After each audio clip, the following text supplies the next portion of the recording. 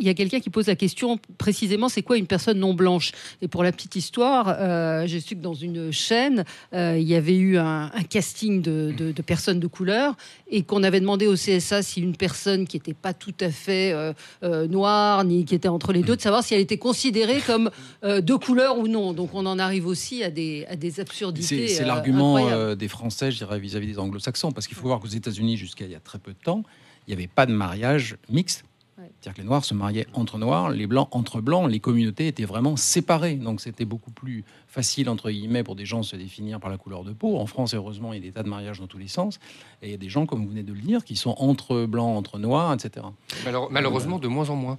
C'est l'ambiance en ce moment, du fait de tout ce qui se passe, on ne va pas revenir dessus, et les démographes le disent, et Hervé Lebras le premier, il dit, vous allez voir dans les prochaines années, les mariages mixtes vont diminuer parce qu'il y a un retour du fait de cette ambiance au communautarisme. Les gens se sentent mal à l'aise avec ce sujet-là. Et qu'est-ce qu'ils font quand ils se sentent mal à l'aise et quand ils se sentent illégitimes de parler de ça? Kevin peut dire, moi je suis nord, moi je peux dire à l'INSEE, j'ai traversé les Alpes il y a un siècle et je parlais une autre langue. Voilà.